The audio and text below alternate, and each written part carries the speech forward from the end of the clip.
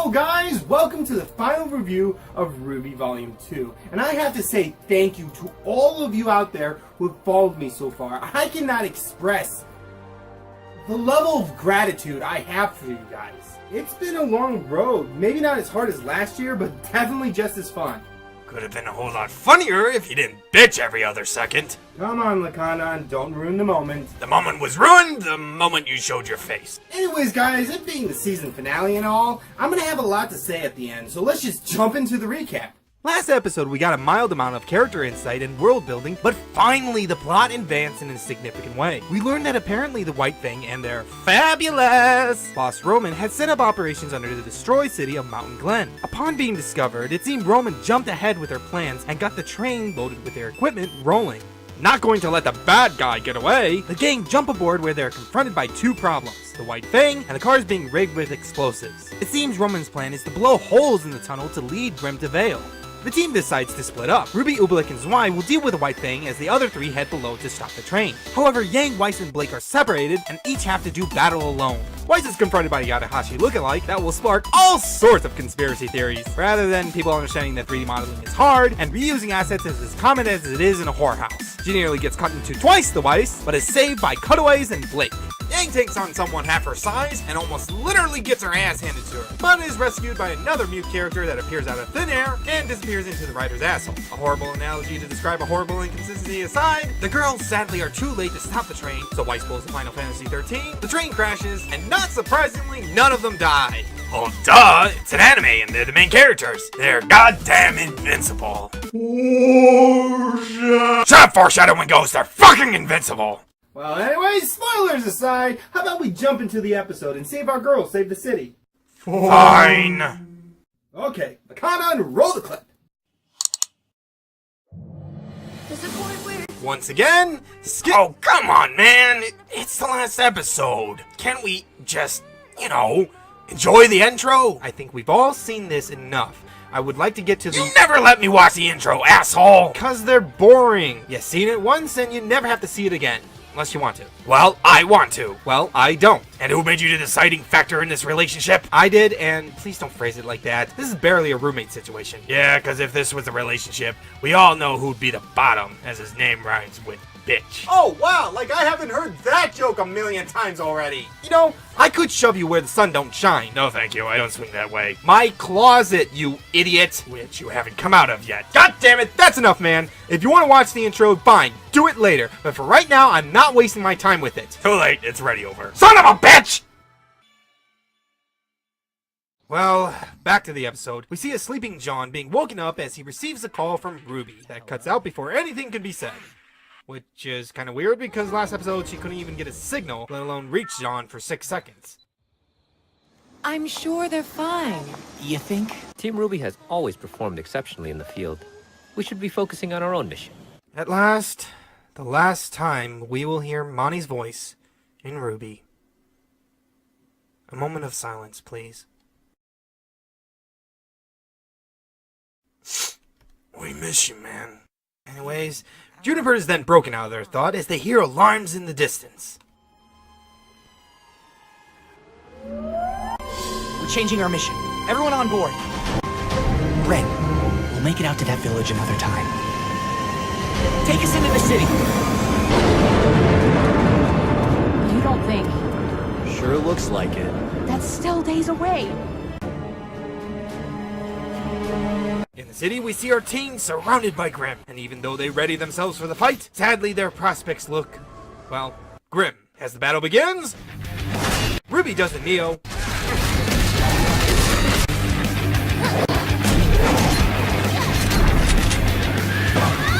Yang does the Superman. Blake does an aimbot. Hacker detected. And Weiss does a Sif the Great Wolf. That's right, I got video game knowledge here.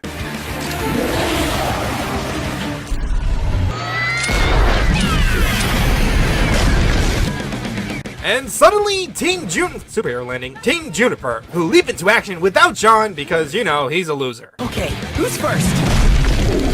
Scratch that. Soon to be dead loser. Oh, okay. You're first, huh? And he dies a virgin. Not sure if I should feel sorry for Pyrrha or happy that she dodged a bullet. Or arrow. You're pushing your luck, foreshadowing ghost. My yandere senses are tingling. Senpai is in trouble. Done this before.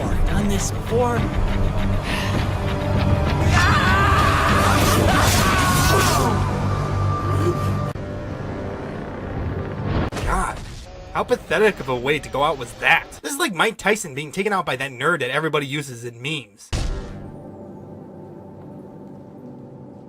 Then suddenly the gay duo show up, flashing their tinfoil badges. And just like last time, they're as useless as a blind quadriplegic watchdog who just recently lost all his hearing.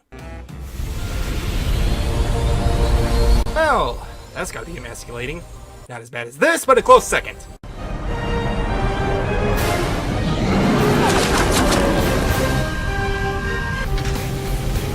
Atlas then begins dropping their T-800s, and they begin taking out the Grim.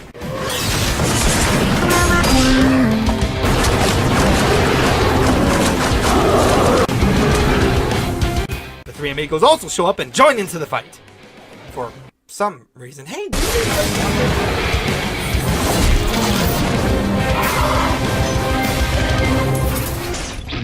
then without warning, from the ground comes Zwei as Team Coffee drops in from the sky. God damn it, I said stop it with the rhymes! I thought you learned your lesson when the viewers said you sucked. Well, we then get, at least in my opinion, one of the worst songs in this series. And that includes the BMBLB one. God, okay, I'm gonna try to drown this out by talking. Shouldn't be too hard with your voice. Team Coffee then begins to utterly decimate the Grim.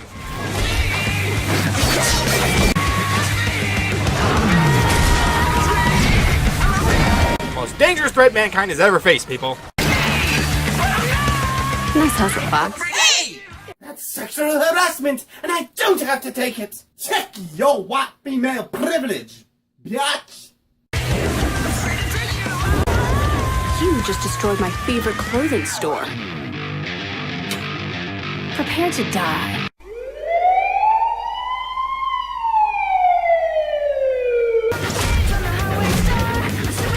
First of all, I did not know that the Grim had nuts. And second, I just retracted into my body.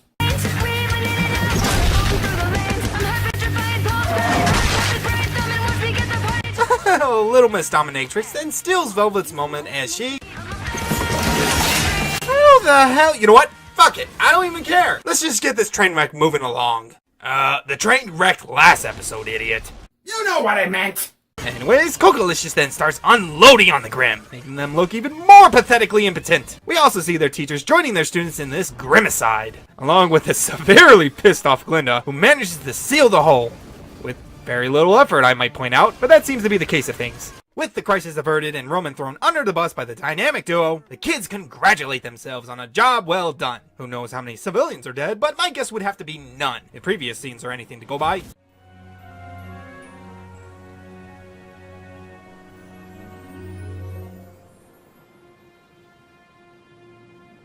We then cut to later on the day with Weiss again complaining about something. I think this one has to do with extra credit. Weiss, a two-headed snake literally crushed a bakery. I wouldn't count on it. Plus, we didn't solve everything. A lot of people were hurt, and we still don't even know why they did this or who that mystery girl was. Yeah, pretty much what I've been saying all season. Well, not every story has a neat and tidy ending. Oh, go fuck yourself. Anyways, RWBY then does explain that they'll be ready if anything like this happens again. Yang congratulates them all once more, Weiss declares them trained enough for the upcoming tournament, and Blake suggests that they all get some rest. Oh, please. Absolutely. Yes. I'm going to sleep forever.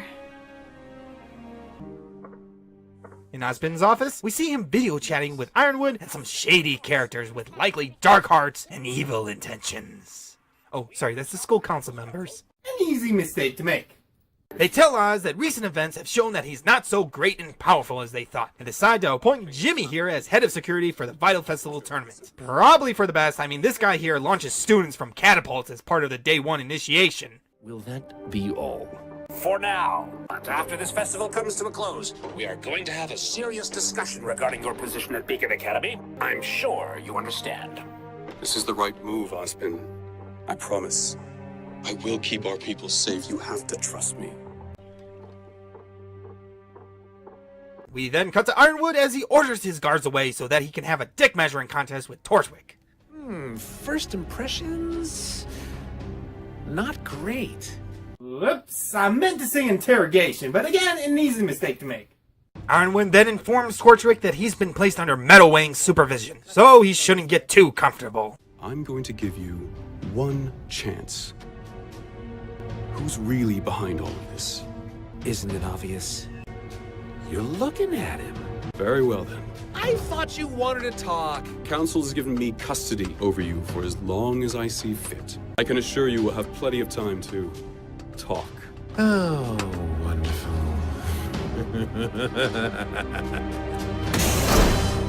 Down in the city, Sinner explains that somehow today was a success, even though their plans were almost ruined by those meddling kids and their damn dog.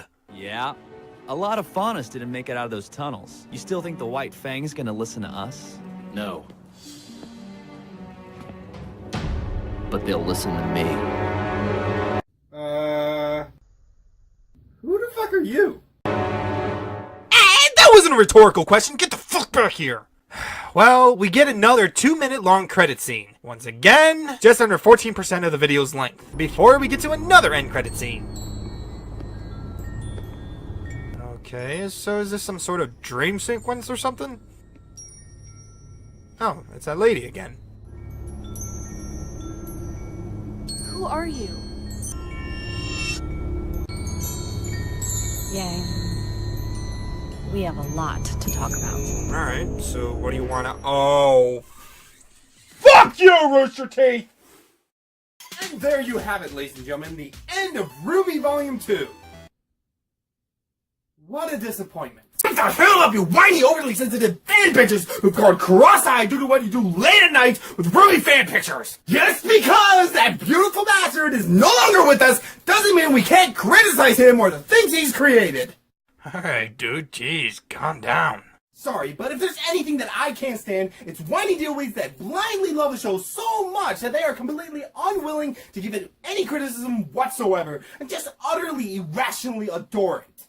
Okay, I can understand that. Didn't know that the comments from last volume's review had that kind of an effect on you. It didn't. It's just that they're gonna scream like a Tumblr Totspots. I know they are! You bet your fat ass I'm gonna scream a whole lot louder and with a lot more logical ferocity. Anywho, my usual explanation that I don't hate any show or movie, but my disappointment won't be overlooked just because it flashed some colors and lights in my face. And this episode was disappointing, because as awesome as those fights were, there was no real substance throughout it. And what little there was drowned out by the explosions and that god-awful song that has been used in so many GIFs with sounds. And I mean there was like no plot, no character development, and almost no world building. And considering how rich the previous 2 episodes were with it, it's a sad disappointment that this one didn't have any. And even worse since it's the last episode of the season. And what did we give it up for? Half a video's worth of a fight. Excuse me? It's a half a video's worth of a kick-ass fight by the marvelous Monty Ohm. I am not gonna deny that that fight wasn't fun. Damn straight. But throughout it all, there was no tension or fear of danger towards our characters or even to the people of Vale.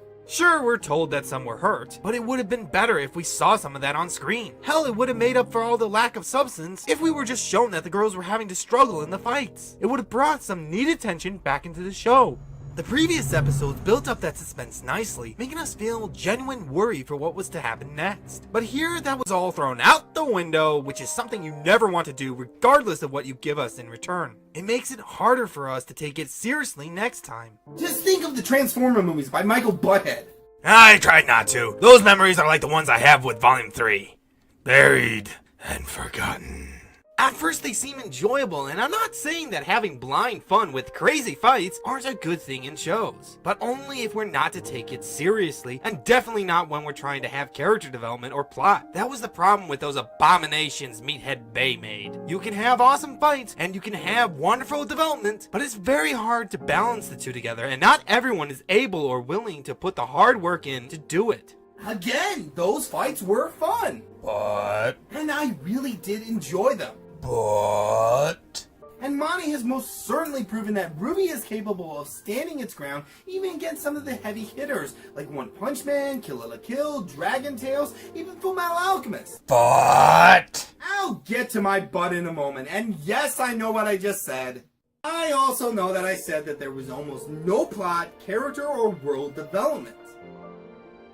The key word was almost. We do get some plot, mainly with what Cinder said. How can this be a success if Roman was not supposed to act for at least several more days? Well, unless this was part of some sort of contingency. No doubt these guys have backup plans and had the foresight to think things through enough to realize that something was bound to go awry. I believe that that's the case here thanks to that scene with Roman, who should be furious or at least very worried that he's been arrested, but he acts like he's the one in control. A true con man he may be, but there's something more behind that smile. Yes, as in ladies keep your kids away from him. We already know he likes them young. As for world building, the fight did have some sort of subconscious message to it. Yes, they utterly dominated the Grimm, but that was when several huntsmen in training and a few seasoned huntsmen were there. Altogether, the few dozen Grimm stood no chance. It's why they're able to build cities like this, defend them for so long, and why an incident like this is so startling. At the very first episode, we are told that mankind found a way to thrive again, and these folks are part of the reason for that. Now, character development was even more subtle. Sure, we see the strained relationship between Ozpin and Ironwood, which is very similar to a good cop, bad cop thing. Ozpin wishes to act more carefully, as the enemy could have a trick up their sleeve, whereas Ironwood has a more aggressive approach to strike first and ask questions later. Very militaristic, which makes sense given who he is. But the interesting one, interestingly enough, comes from Ren. Careful, man. Just careful. It was just a single scene, a throwaway line. But a single sentence can change our outlook on everything. I just find it interesting that Jean took the moment to tell Ren that they would go back to the village next time. A small bit of info that sheds some interesting light on the character that has more or less gone underdeveloped, which of course leads us to wondering how important was it to him. Sadly, we don't get an answer for a while, which is fine because it's not in our immediate foreground. What was that dumbass scene at the end of the credits. That was just a terrible end credit scene, and I should know. I make one for every video. Well, admitting that you have a problem is the first step of overcoming it. Yeah, that lady, we aren't told who she is, and even worse, as of today, this scene is not even mentioned once in the rest of the series. Was it a dream sequence? Was it a memory? Was it something that hasn't happened yet? Or was it just the writers fucking up again? Who is she? Where'd she come from? Why'd she say Yang? And what the fuck was with that end credit scene? Well, considering the fact that she looks like Yang but has black hair, I choose to believe that she's the daughter of Yang and Blake from the future. Come back in time to ensure that her parents hook up at the Vital Festival dance. Don't encourage the shippers. I'm not even joking, guys. Up to Volume 5, while this character is explained, this scene is not even mentioned again. Last season really didn't have the greatest of end credit scenes, but at least it set up the hint that the villains were going to have more screen time in the next volume, which is what such an end credit scene is supposed to do. But in this case, as I said, it failed miserably. Now that's not to say that the show up to now has become disastrous. Even this very episode didn't entirely fail. If anything, this episode felt like the ending of Far Cry 3 Blood Dragon. Anyone who's played it knows it was goofy and fun and not to be taken too seriously. But after 2 to 3 hours of tense gameplay, it ended in such an over-the-top way that any stakes that there might have been were stabbed with stakes, burned at the stakes, and then the corpse pissed on and left to rot. Now that's not bad if you're not to take anything seriously and are just there to enjoy the ride. But you can't have it both ways. You can't have meaningful drama and over-the-top camp without the tones being all over the place. But remember what I said about 116 words ago? No, either the audience is screaming too loudly to hear you, or is like me, currently focused on trying to remember the number to Jerry the Hitman Extraordinaire. I don't think this episode was bad, just disappointing to what we could have gotten. While indeed it did stumble on several points, and those aren't easy to forgive, it was still fun, it was still minimally fulfilling, and it still concluded the volume as well as could be. One thing that needs to be remembered when it comes to the ending of this volume and the continuation of RWBY after, it was the last time Monty had direct influence on RWBY. It's sort of a fitting ending, considering the kind of guy he was. Why must the awesome die so young? So yes, in general opinion, this episode sadly didn't have enough filling meat to satisfy story junkies like me. But it did have a wonderfully sweet tasting fight. And while sweet things aren't often filling, or good for you in excess, you and your audience should know firsthand, fatty. However, as for me, I still like RWBY, and this episode isn't enough to change that for us who enjoy good characters and are willing to wait to the last episode of all before we make our final judgment on the series. RWBY Volume 2 is no masterpiece. What show is besides, Redwall? But it is far, from not being worth your time, because there is a reason it has gotten so popular. And yes, while this season finale was a little lacking, I'm still looking forward to see what the next volume has in store. So guys, thank you. Thank you for watching RWBY Review Volume 2. From me, Ricardo the Cynical Critic. When it comes to me, no movie is sacred and above criticism. No video is safe from scrutiny. But all deserve a chance to change your mind and inspire your heart. I'll catch you guys later. Toodles.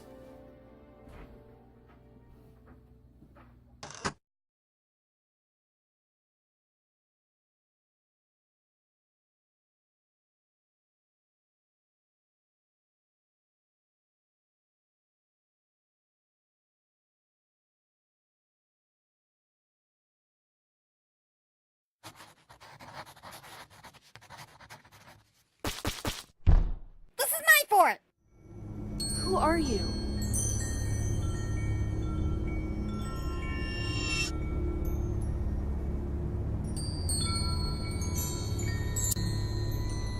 My name is Jeff.